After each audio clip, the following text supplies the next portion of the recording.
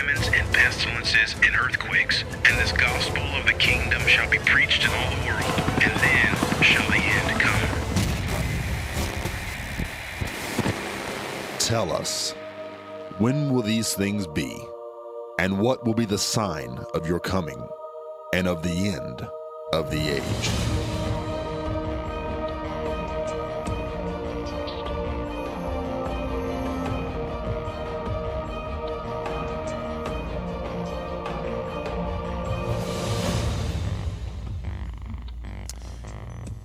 Bible prophecy foretells a war which will occur in the very near future that will kill 1/3 of the population of the entire earth.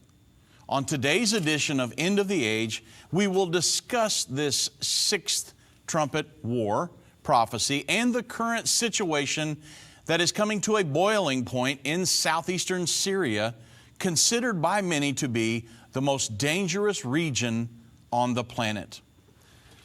Well, welcome today to Tuesday's edition of End of the Age. And Bible prophecy foretells a war which many of you have heard us teach on for years, which will occur in the near future, that is going to kill 1/3 of the population of the earth.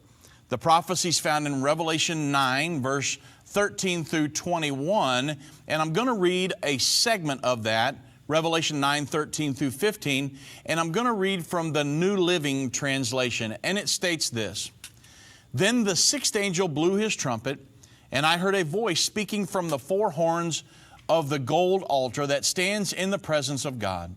And the voice said to the sixth angel who held the trumpet, Release the four angels which are bound in the great river Euphrates. Then the four angels who had been prepared for this hour and a day, a month and a year, were turned loose to kill 1/3 of all of the people on the earth.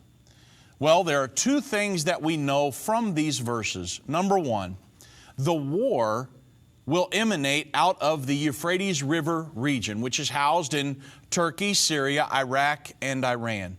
Number two, this is a war that's coming that will kill 1/3 of all of the human race. Not those involved in the war, but it's everyone on the planet. Now, I know that's very, very hard for my finite mind to comprehend because nothing's happened. There's been no war that's even come close to that in the history of the human mankind. But the Bible says it's going to happen, and the prophecies always come to pass. Every prophecy, whether it's a messianic prophecy concerning Jesus Christ or many of the 1,000 prophecies we have concerning the second coming of Jesus Christ, up to this point, all of them have come to pass in intricate detail.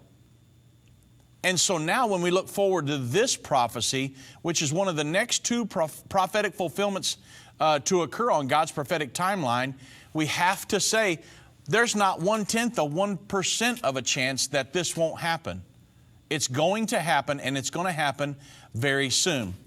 So I wanted to give you an update on what's been happening in southeastern Syria, which is right where the Euphrates River region is. It's down through here, and it's considered by many to be the most dangerous region on the planet right now. So I'm going to give you a short history of what's going on, and this possibly, a lot of what I'm going to tell you today, you haven't heard in the news. It's reported on a news source that we have, that we go to a lot. Myself, Irvin, Baxter, we hit it every morning, and it's WW3. And they work right alongside the Israel's military forces, the IDF, and these guys will tell you, this news source tells you things that happen sometimes 2 or 3 days before you ever read about it here in the States. They'll tell you about it. We know it's going to come to pass, and it's going to happen because when they report on something, it's spot on. And so I'm going to go through a lot of what they're talking about in this news source, the WW3, things that have happened over the last couple weeks that a lot of news sources here in the United States never even reported on. You didn't hear about it. And the situation in Syria is rapidly escalating, and I'm not talking about ISIS. I'm talking about Iran and Russia and Israel and the United States going head to head. And so we need to understand about it, because the Bible says that a war is coming out of this Euphrates River region, and when the smoke clears, 1/3 of the world's population is going to be destroyed. And you understand that if the United States and Russia were to go head to head, you're talking about the two most powerful nuclear powers on the earth. Those two nations alone control 90% of the world's nuclear arsenal. And of course, if they go at it and some of the other nations come in, some of their allies, you're talking World War III tomorrow morning. So let's go through this short history of what's happened in the Middle East, that Euphrates River region right there, what's going on, and so I can show you how it's really escalated. So on February 10th, Deb Kafal reported that Israel, now this, I'm going to give you just a little history and then I'll bring you up to today. Israel intercepted an Iranian drone, and an IAF F-16 was hit by a striking Iranian target in Syria.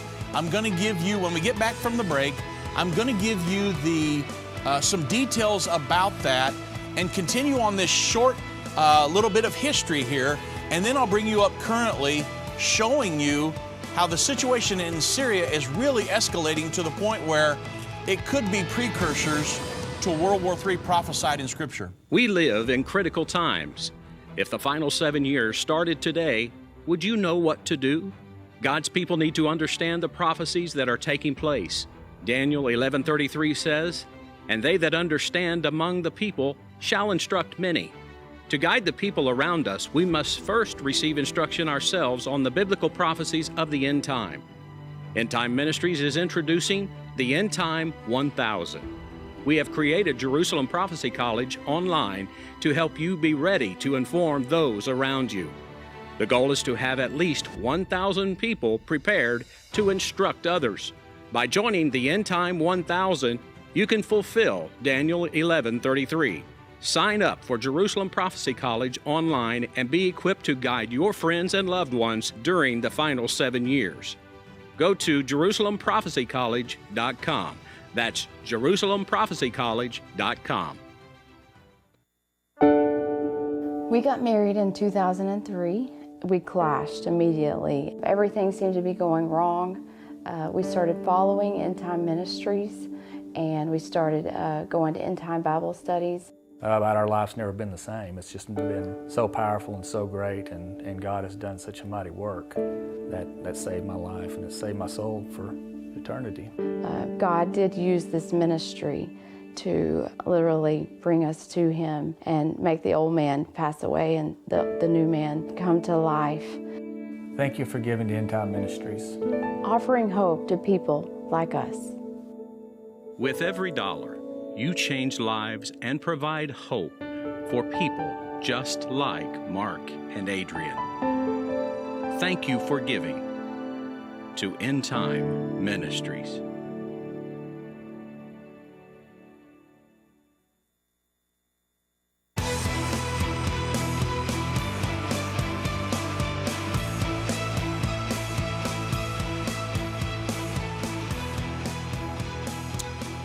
You know, many of you will remember an aerial crash occurring between Syria and Iran early Saturday, February 10th. Now, you realize this is only, a couple weeks ago? So this is all within the last 2 or 3 weeks here, and that it's ongoing. An Iranian drone was downed after entering Israeli airspace from Syria. An Israeli F-16 was then hit while attacking the Iranian launch pad.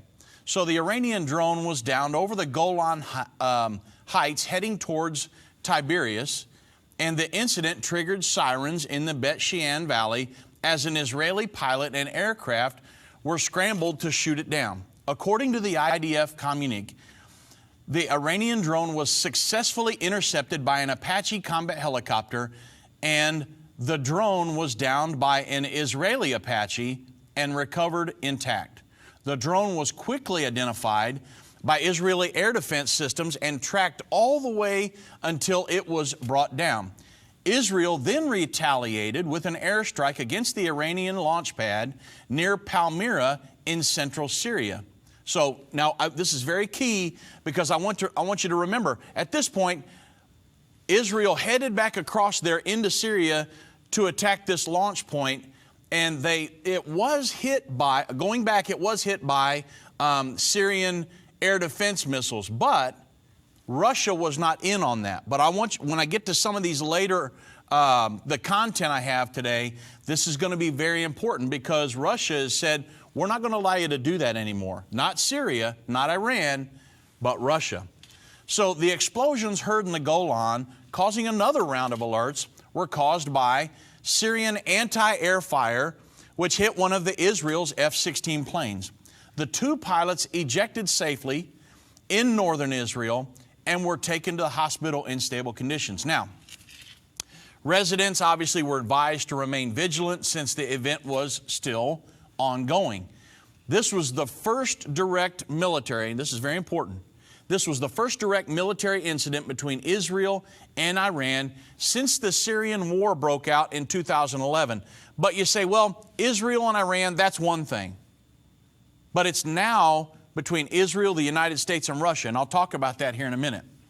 Then Netanyahu just made a speech on Sunday. This comes from Debka, and it says, Netanyahu says that Israel will strike Iran directly if needed as a result of this drone conflict. So February 18th, this was just last week, Prime Minister Benjamin Netanyahu told the Munich Security Conference that we, Israel, will act if necessary, not just against Iran's proxies, but Iran itself if needed.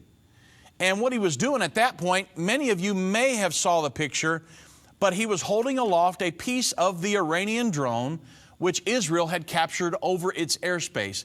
He stressed that Tehran was the world's greatest threat, and Israel will not allow the regime to put a noose of terror around its neck. What he's referring to is Iran trying to establish military bases in Lebanon, Syria, Iraq, Iran, and in Yemen, all the way around, surrounding Israel, because Iran is basically, their vow is to completely annihilate Israel and drive them off into the sea.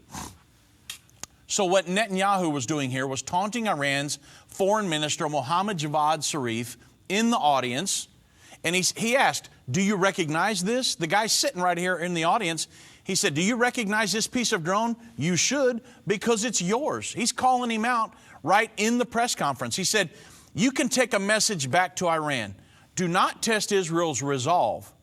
And this drone, which obviously it violated Israel's sovereignty and posed a threat to our security, he said, we destroyed it and its control center in Syria. In other words, he's taunting the guy. We destroyed your drone and we went back and controlled where it was fired from. Well, obviously, Tehran wants to dominate Syria. Iran wants to dominate Syria so they can be right next door to Israel and move its bases and its army into Israel's backyard and to acquire Mediterranean naval bases. Imagine Iran having a naval presence out in the Mediterranean Sea just north of Israel. It would be a travesty. Israel's only 1/3 the size of Indiana. And they want to transfer tens of thousands of Shiite fighters into Syria. Netanyahu said, I said we would not let this happen, and have backed up words with deeds, and Israel will continue to prevent Iran from establishing a permanent military presence in Syria and would continue to prevent it from crossing red lines. Now, up to this point, many of you will know, if you follow the news closely, that whenever Israel has seen maybe a convoy of missiles and things being moved that they have interpreted that might be shot towards Israel, they just went in and bombed them. Well, now that's not going to happen anymore because Russia has said, okay, we're done with that.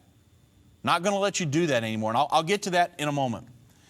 So Debka File's military sources add that Netanyahu had in mind that the Iraqi Shiite army that Iran is preparing to send into Syria in 2 months' time. The Prime Minister, he didn't refer to Russia's complicity in Iran's plan. So Israel's made it very clear. They will not allow Iran to have a permanent military presence in Syria. Now, as I build my case throughout my program, you're going to see how important that is. because now we're going to bring Russia and the United States to loggerheads here, and you'll see that in just a moment. So then the Debka file reports that the Revolutionary Guards, they repair Syria's Deir ez-Zor Palmyra Road. It's the first link in Iran's new transitional land corridor. So this is very important. I'm going to show you a map here in just a moment, but Iran is trying to conduct a land corridor from Tehran in Iran all the way to the Mediterranean Sea through Iraq, Syria, Lebanon. They want to have a military presence, they want to have arms, and they want to have military bases, air bases, and they want to have a naval base out on the Mediterranean Sea. So they want to have a land corridor through there. Well, the United States has soldiers there as we speak, preventing that from happening. So on December 27th, 2017, repairs were underway on the war-ravaged 200-kilometer-long M20 road linking Deir ez-Zor, I'm going to show you on that on the map here in a second, in eastern Syria to Palmyra. Debka files exclusive military sources revealed that, and this is the first road project undertaken by Iran's Revolutionary Guards to consummate the transnational land corridor that Iran has opened up from Tehran all the way to the Mediterranean through Iraq and Syria. And this important section of the corridor starts at the point near the Syrian Abu Kamal and connects to Iraq's Highway number 1 and Baghdad to the east to the main Palmyra-Damascus Highway to the west. Now, Irvin, Baxter, myself, when we went to Israel in '99, we flew into Syria first, and we were on this road. And we asked the guide, is there another main road that goes up to the Euphrates River? He said, no, this is the only one. Well, of course, Irvin Baxter was looking at the group going, folks, you realize what's going on here. This is the road that we'll use to invade, that the world armies, the nations from the east will use to come across the Euphrates, which is going to be dried up, and come down to invade Israel at the Battle of Armageddon. We were on that road. Well, that's the road that they're working on right now to make it a fully functional opening highway, huge, so they can bring in and set up their military presence there. So when it's completed, the M20 is going to enable Iran to run military convoys from Iraq to Syria on to Lebanon to complete this huge land corridor. And like I said, we've got Marines there tonight keeping that from happening. I'm going to get to that in a second, because we just blew up one of their bridges going across the Euphrates River here just about a week or so ago. So the Debka file sources reported that the Iranian military guard has already sent at least 3 test convoys all the way through the road in the last few days. Each of the 15 to 20 military trucks with tarpaulin sheets concealed their freight. Now, their purpose was to find out if they were under U.S. and Israeli surveillance, because Israel's already went in and bombed a bunch of these convoys that they thought may have had chemical weapons and different things. But they've said, we're never going, remember what Netanyahu said, we're never going to allow Iran to go in there and have a military presence. So these guys took they took trucks in, but their cargo was completely covered just to see if the U.S. and Israeli were surveilling them, and whether any attempt would be made to intervene with the traffic using the new route. But so far, neither the United States nor Israel Air Forces have reacted to stop it. Now, when the work is finished, Iran's transnational land corridor will have gained access not just to the Mediterranean, but to a vital foothold for keeping Lebanon under constant Iranian oversight and control. So that's what they're trying to do. That's what Iran's goal is. But at this point, Donald Trump, the United States, has United States military there, keeping that from going all the way through to Tehran. Now, so you can see what's building up. A lot of this is not even told to you in the New York Post, the Washington Times. They're not talking about any of this. And so it's very important that we know what's going on, because Debka file military sources are right there on the scene. Then on February 12th of 2016, I'm going to jump back a little bit, then I'll bring you right back up to today, because all this information is so critical to understand what's going on right now in the Middle East. Deb Kefal's military sources reported that there's been collaboration, has been in place since December when President Barack Obama and Vladimir Putin concluded a secret pact. They were thinking, what are we going to do in Syria so make sure, United States planes aren't flying over Russian airspace, Russian planes aren't flying over the United States and our military bases. How can we keep from this? So in December of 2015, Vladimir Putin and President Obama created a secret pact. And here's what it said. They were working together to end the Syrian war. Of course, obviously it didn't do that. But the pact was first revealed by Debka Weekly as setting out a division of military responsibility between the two powers, the United States and Russia. The American, if you look at a map of Syria, and I'm going to show it to you here in just a moment, the Americans took charge of areas east of the Euphrates, leaving the Russians responsible for territories west of the river. And the Munich Accord provides this pact with a formal framework, and the Russians' military is in control of all the land in southern, central, western Syria, including Damascus, the southern town of Daraa, Homs, Hama, and Latakia in the center, and Aleppo clear up in the north. Russia was in control of all of that. And this was under the secret pact that Vladimir Putin and Obama made. Then the U.S. military had control of the Kurdish towns of Haseka and Kamishli in the north, Raqqa and the border regions between Syria and Iraq. And believe me, Iran hates the fact that we've got control of those border regions between Syria and Iraq. That's what they're trying to thwart right now. And the Syrian-Turkish border district is divided between the Russians and the Americans. So that secret pact, very, very important. Now let's jump back up to just a couple weeks ago. The Debka file reported that more on the U.S. strike of the Russians who laid a Euphrates land bridge across the Euphrates. They were among the targets. So the dividing line between the United States and what we controlled in Syria and what Russia controlled was the Euphrates River. Now, bear in mind the prophecy of the sixth trumpet war, okay? It says that loose the four angels which are bound in the great river Euphrates. So the Euphrates River region is where this war is going to emanate out of. Now, I know we've talked about Syria, ISIS, we've talked about so many scenarios, but nothing up to this point has pitted Russia against the United States. And we know that the sixth trumpet war is going to be a nuclear war.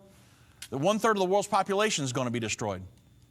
So when you're talking about pitting the two most powerful nations on earth, they control 90% of the nuclear arsenal, and this thing's escalating. So let me tell you what happened.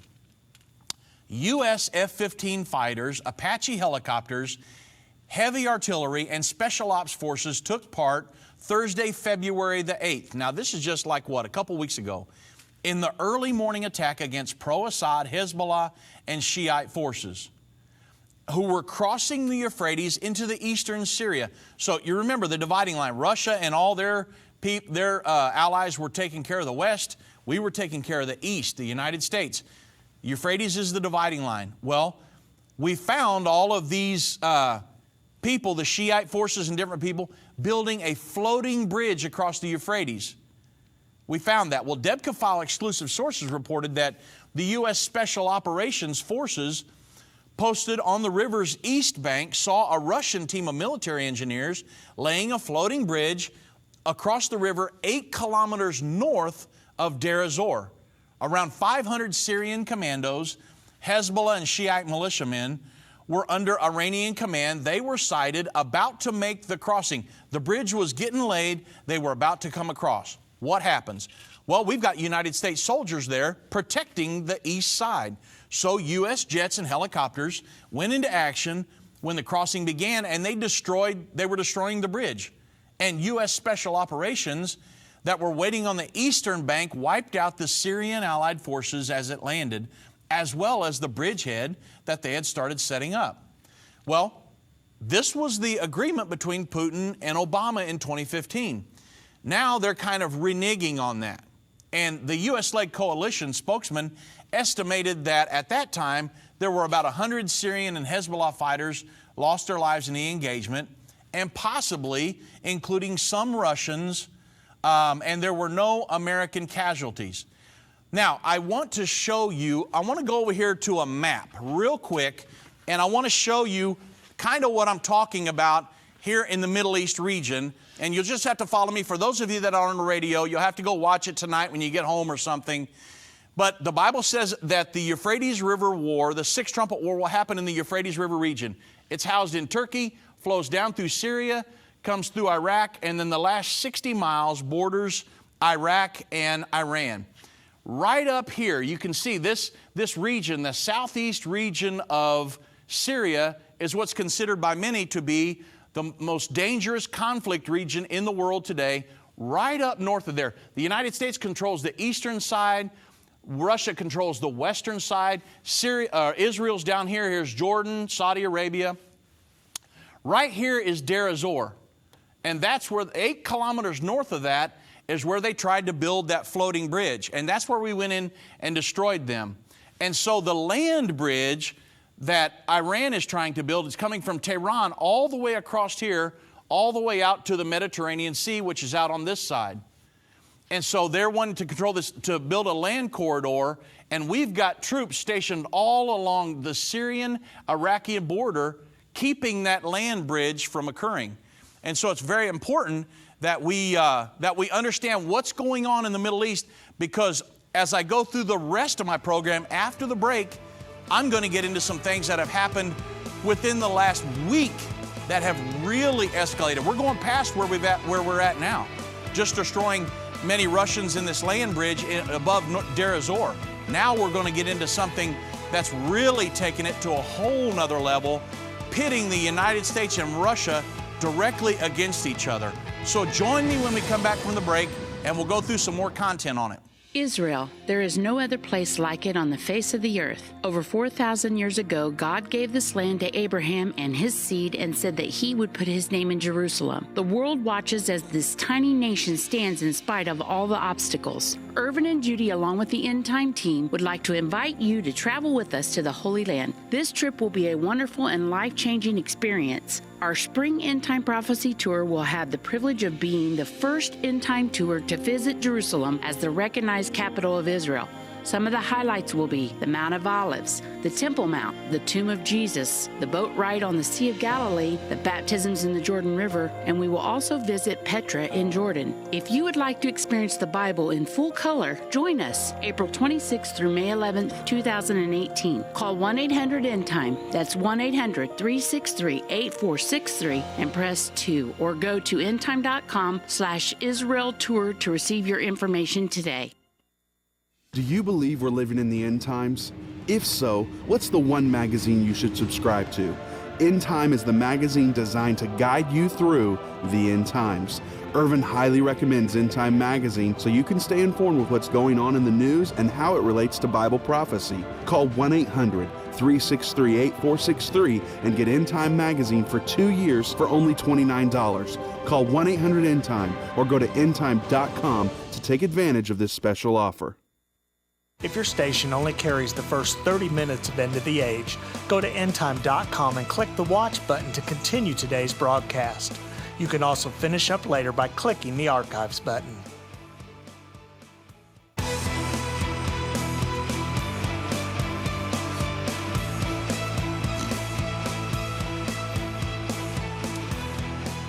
Okay, now I've got a lot of content to go through. I'm going to try to get through all of it. And it's very, very important because you're not getting this in the news media stateside. So follow along with me real close because all of this is very, very important. The Debka file then reported as a result of the bridge, what we did at the bridge, destroying the bridge and these military forces that were coming in from the west, that up to 200 Russian advisors were killed in that clash with the U.S. forces in Syria. And this is very important. It says, in the first military clash between the U.S. and Russian forces in Syria. So this is where it escalates into a whole nother level here. The first military conflict directly between the United States and Russia Now, like I said, the United States and Russia controls 90% of the world's nuclear arsenal. So you understand the ramifications here. More than 200 Russian mercenaries are reported killed, and scores more were injured when we bombed the bridge and those people coming across. U.S. military sources first reported that 100 Russian advisors were killed and dozens were injured in that U.S. attack on the Syrian and allied pro-Iranian forces. That was back on February 8th. But by Tuesday, February 13th, now I'm not talking about February 8th, February 13th, 3 years ago. I'm talking about 2 weeks ago, folks. Those figures had now doubled, and Moscow has not confirmed the incident or the casualties, which would be 5 times more than any Russian official losses since they entered the war in 2015. According to one Russian officer, the death toll continues to rise after there were scores of Russians wounded and they were flown to hospitals in Moscow and St. Petersburg. So Debka Files military sources reported exclusively on February 9th that the U.S. Special Forces had struck Russian military engineers that laid the floating bridge across the Euphrates River near Deir ez-Zor. And what would be good for you to do is look up a map of the Syrian conflict, look up these cities to find out where all this stuff's happening, because you can see where we've got soldiers stationed right in the middle of that land corridor that Iran's trying to create. That's what we're there trying to protect. And Donald Trump has said, not leaving there. That's not going to happen. So we're working with Israel to keep this from happening. And for the Syrian army, so Hezbollah and other pro-Iranian forces, they tried to cross to the East Bank. Well, we went in there, of course, and annihilated them.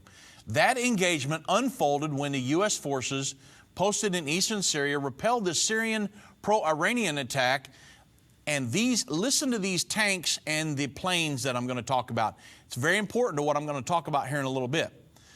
The pro-Iranian attack was led by T-72 and T-55 tanks on a base held by American and U.S.-backed Syrian Democratic forces east of the Euphrates River near the oil town of Tabay. So we're protecting oil as well as keeping this Iran corridor going through there.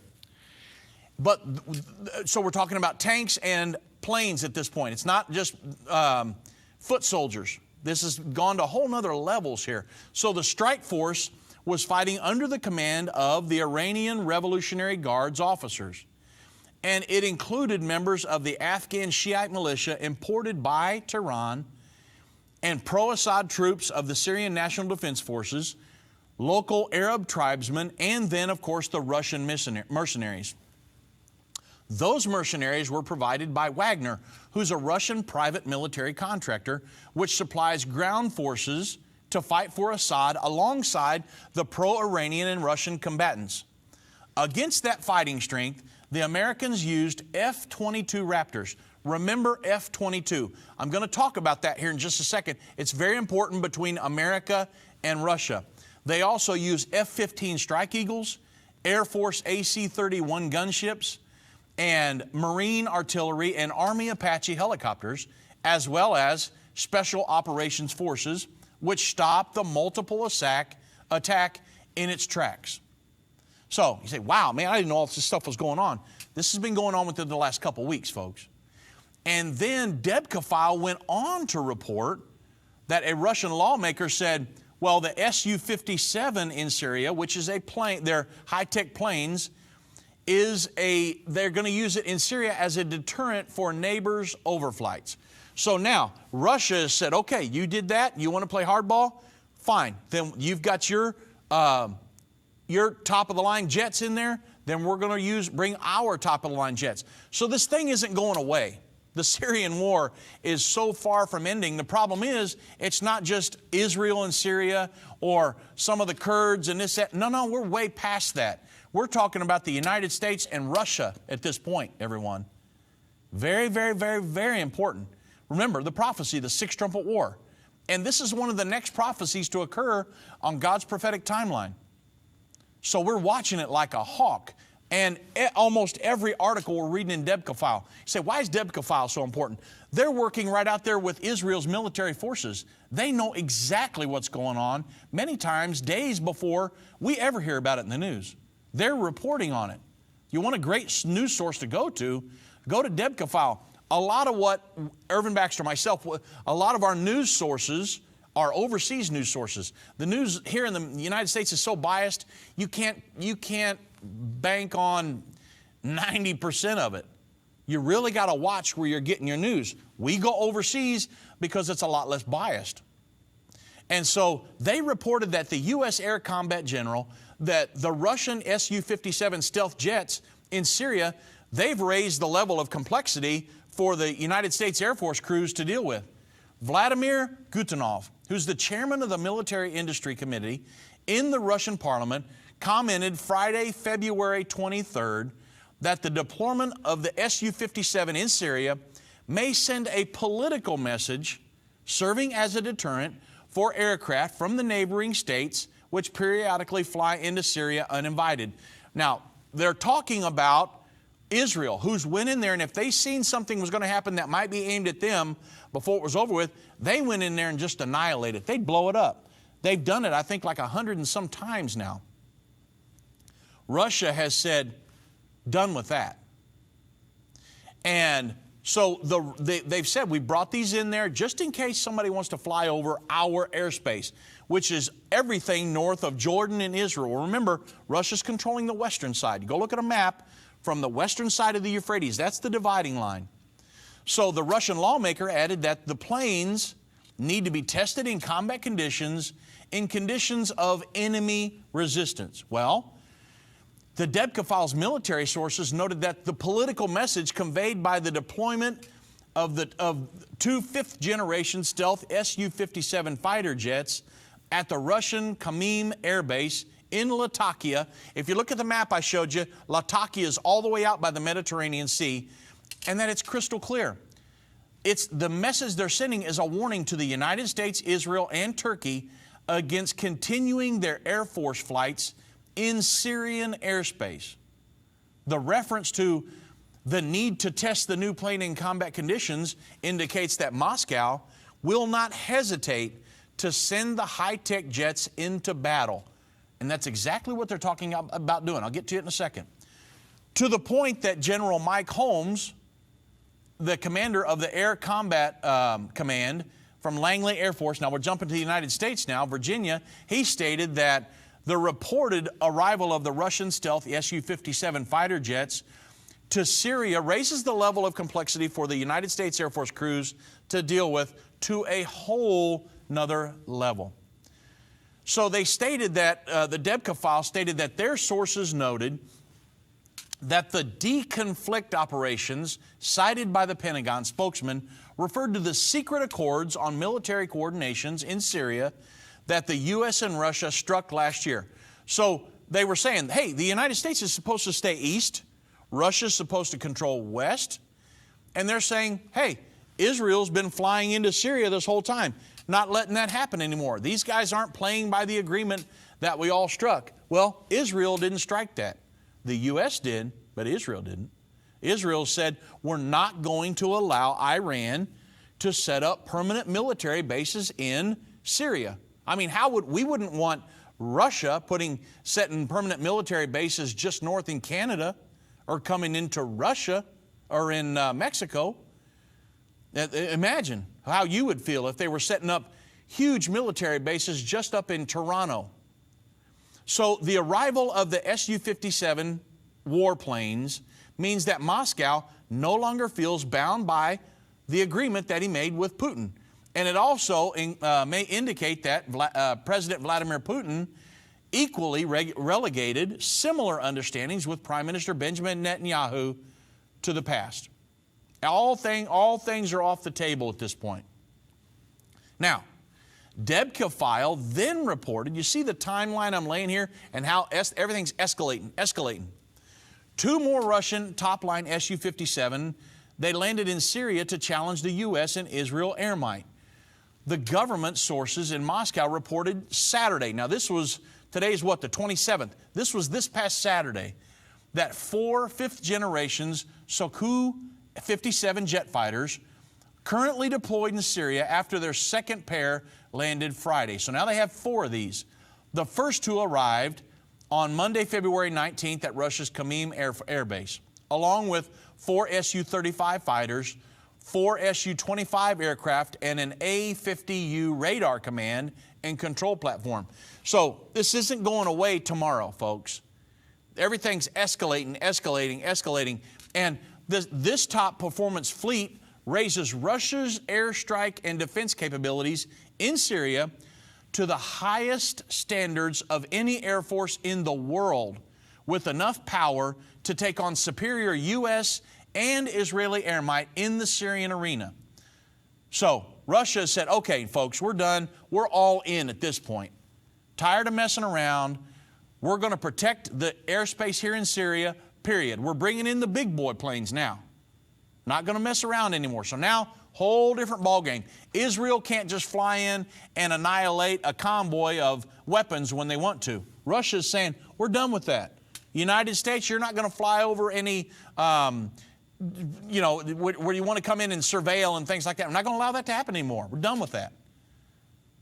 And so the Su-57 warplanes, these weapons bays are designed to carry Russia's new nuclear tactical X-50 air-launched cruise missiles. Now remember the prophecy. That's the only reason I'm talking about this today. The prophecy says that there's coming a war out of the Middle East region, the Euphrates River region, which will kill 1/3 the world's population. It's going to be a nuclear war. And now these planes that have been brought in by Russia, they're designed to carry the new nuclear tactical X-50 air-launched cruise missiles. The key words, nuclear tactical. Although it is not known whether the aircraft in Syria, they're carrying them, but they are capable of it. Debka File Weekly's military sources, they see Vladimir Putin, his decision to send the Su-55 fighters to Syria, that's substantially raising the big power stakes in Syria after the loss of dozens of Russian troops back when we destroyed that bridge on February 7th, to massive U.S. artillery and airstrikes that decimated the Russian, Syrian, pro-Iranian forces crossing the Euphrates River. And it states that, now listen at this. Remember I talked about, well, I'll get to this. I hate to leave you hanging, but I'm going to get to it when we get back after the break, because this is so important in the conflict and what's going on. It shows you that Russia is all in right now. They've been kind of hanging back in the wings, saying don't do this, don't do that, but if we did it, nothing really happened. Okay, that's over with now. Everything just went to a whole nother level. Move Mountains with Irvin Baxter, the new book by Irvin's grandson, provides 30 days of devotion that will enhance your connection to God and others. Authentic illustrations from early morning devotions at End Time will help you find your purpose and eliminate fears. Commit to taking this 30-day journey and experience real life change. Order this brand new book for only $14.99. Call 1-800-363-8463 or go to endtime.com/move. Turn your scriptures from black and white into color. Experience the footsteps of Jesus. Understand Bible prophecy that is coming to pass right now. Join Irvin and Judy Baxter and the End Time team this spring 2018 for a life-changing trip to Israel and Jordan. Mark your calendar for April 26th through May 11th for this amazing journey. Call 1-800-END-TIME, that's 1-800-363-8463 and press 2, or go to endtime.com/Israel-tour to receive your information today.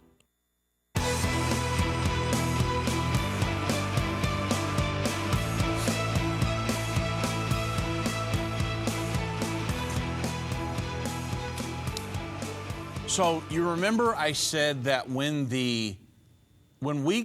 our special forces caught the Russians and the Iranians trying to build that bridge across the Euphrates River to get to the east side, because remember they're trying to open up a lane corridor, that we went in and fired on them, and that we used F-22 fighter jets. Well, an American radar invisible F-22 took part in that raid. Well, the Russians, now I just talked to you about the Russians brought in these Su-57 fighters. Well, the Russians have dubbed the Su-57 the F-22 killer. So they're saying, you guys want to come in and blow up this bridge we're trying to create this land corridor, and you use your F-22 fighters? Well, we're bringing in the Su-57, which we've dubbed the F-22 killer. So you're talking about Russia and the United States, head-to-head here.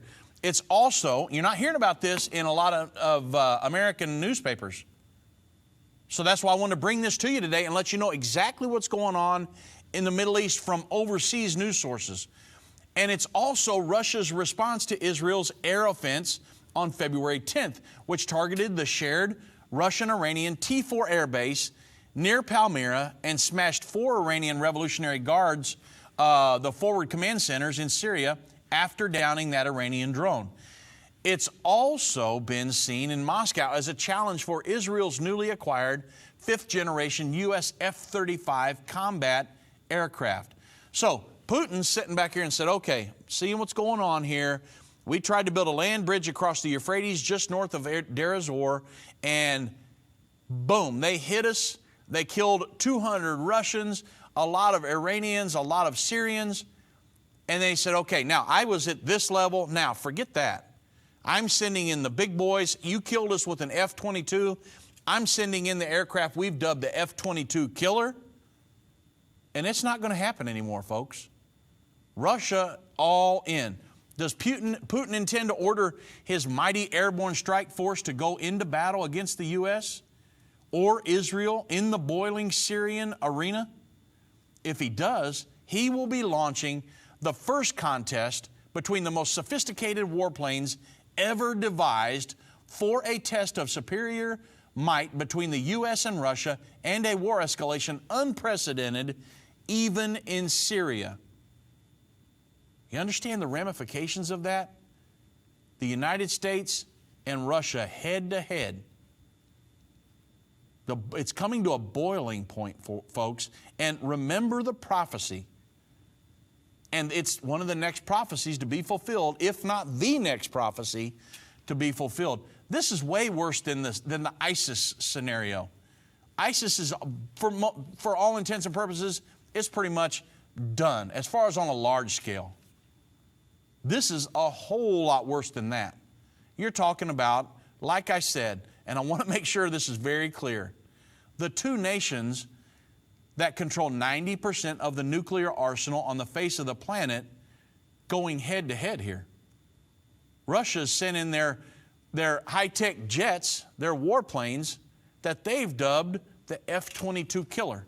The very presence of the Su-57 across the border has had the instant effect of reducing the Israel Air Force's freedom of action over Syria and Lebanon. So, very, very, very important things happening, and very crucial to what's going on in the Middle East. They're saying right now, many people believe, if you follow the news, that southeastern Syria region right there, the most dangerous region on the face of the planet, and that this area, the Euphrates River region on the map that I showed you, that's where the Bible says that this war is going to emanate from.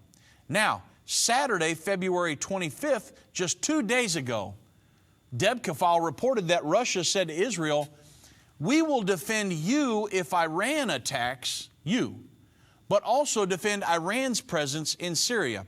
So the Russian ambassador to Israeli, Alexander Shin, Vladimir Putin has told him exactly what he's going to do. No holds barred, no secrets. Israel, if any Iranian planes come into Israel airspace, then we, along with the United States, will protect you. However, if any of your planes come into Syrian airspace, then we are going to protect Iran's presence here. So that's what's so important, why Netanyahu, remember, he said, we're not going to allow Iran to have a military presence in Syria. You understand the importance of that and the land corridor they're trying to complete. Netanyahu said, that's not going to happen. He said that last Sunday. a week ago Sunday. Well, then on Saturday, Vladimir Putin said, okay, if Iran brings any planes into your airspace, we'll protect you. However, you go to bring any of Israeli planes over, they're going to set up a land corridor here. And they're going to set up a military bases. And if you bring Israeli air forces over Syria, we're going to protect them. Okay, so let's give a hypothetical situation here. Let's lay it out. Let's say that they go to set up military bases and they're just about to complete the land corridor. And an Israeli plane, Israel decides, can't allow this to happen. We're going to go over there and annihilate them. Russia gets involved and shoots down a bunch of Israeli planes. Has this happened? No. Hypothetical situation? Yes. Capital H, okay? Hypothetical. And they shoot all these planes down. Well, you think the United States with Donald Trump's going to stand by and allow that to happen? No way. The United States, Russia, head on at that point. That's one scenario. There are thousands of scenarios. But the point is the prophecy, folks. All of the prophecies that are supposed to have occurred from the 100 prophecies concerning the birth and the life and teachings and the death of Jesus Christ, the first coming of the Messiah. All of those prophecies came to pass in intricate detail. All of the prophecies concerning the second coming that are supposed to have occurred before now, they're already done. They've taken place. And this and the signing of a peace agreement in the Middle East, those are the next two prophecies to occur on God's prophetic timeline. And look what's happening in the Middle East. The Bible didn't say that this war is going to emanate out of the Nile River region or the Amazon River or some other major river on earth. 2,000 years ago, John prophesied that it would come out of the Euphrates River region. Now, all these prophecies have come to pass up to this point, and the Euphrates River region is believed by just about everyone to be the most dangerous military operations and most dangerous region on the planet right now. The Euphrates River region. John prophesied 2,000 years ago. That's where World War III is going to emanate out of. And when the smoke clears, 1/3 of the world's population is going to be destroyed. Now that's where we sit today, folks. The Russian ambassador to the Israel, Alexander Shin, at the Munich Security Conference, which is where Netanyahu was as well, a week ago Sunday, stated, if Iran attacks Israel, Russia will stand alongside the U.S. to defend Israel. And then he said, but you send Air Force into Syria, not going to allow that to happen. And they just took all of their high-tech military planes in there to keep that from happening. And this assurance is part of the effort that Moscow has been making for some time to allay Israel's concerns to stop Netanyahu's government from agitating against the peril posed by the Iranian military presence in Syria. Putin did not say, I'm not going to allow them to put a military presence here. He just said, I'm not going to allow you, Israel, to come in and stop them. Well, the fact of the matter is, Netanyahu at the same conference said, we're not going to allow them to have that military presence there. It's not going to happen. And do you think Netanyahu means what he says? You better believe he does. If he says we're going to go in and bomb somebody, which Israel's not goofy enough to go in and to tell everybody what they're going to do ahead of time, like some of our previous administrations have been, he's just going to go in and do it and then let the chips fall where they may. They have to. They're the size of Rhode Island. They're about Israel's about 250 or 60 miles long and about 45 to 50 miles wide. Very, very small nation. So they can't let something happen and then go back and retaliate. They're too small. They've got to anticipate, have good intel, and then they preempt strikes. So it's very important. If you wait till something happens, they could destroy your entire nation. Israel does not work like that. So do you see where we're sitting tonight, folks? Israel, the United States, against Iran, and Russia.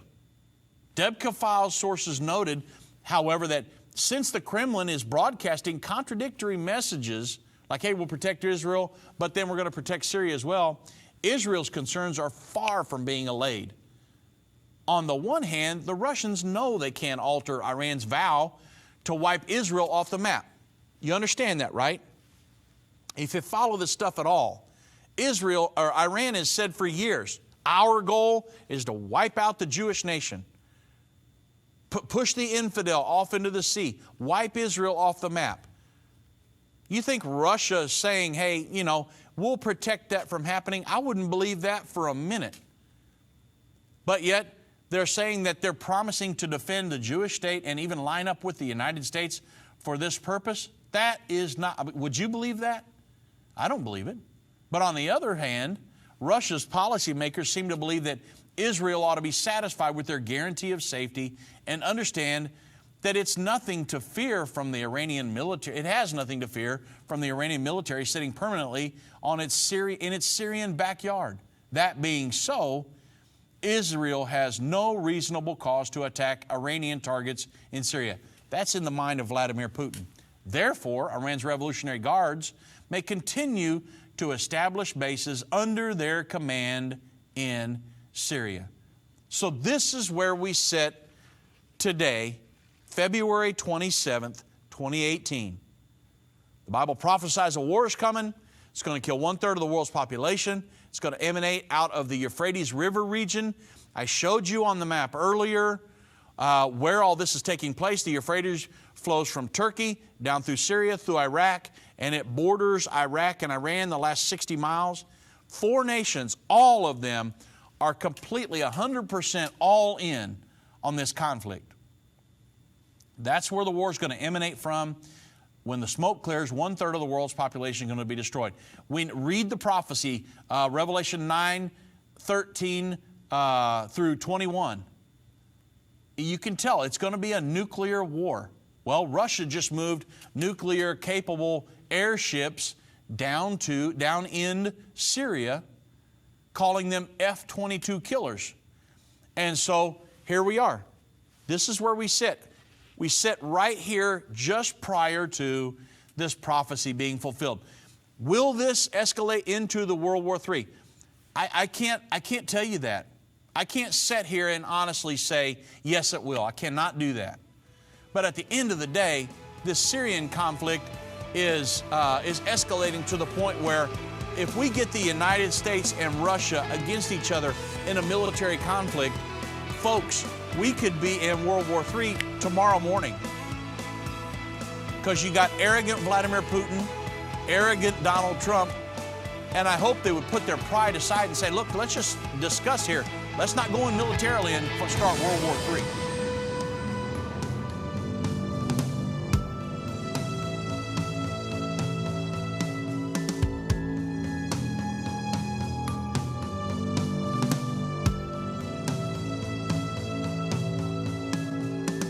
End of the Age is a production of End Time Ministries. This broadcast will be available on our website, endtime.com, in the archives section. On our website, you'll also find more information about how current events are fulfilling Bible prophecy. To reach our operators, call 1-800-END-TIME. That's 1-800-363-8463. End Time Ministries is partner supported. We would like to say thank you to our partners who made this broadcast possible.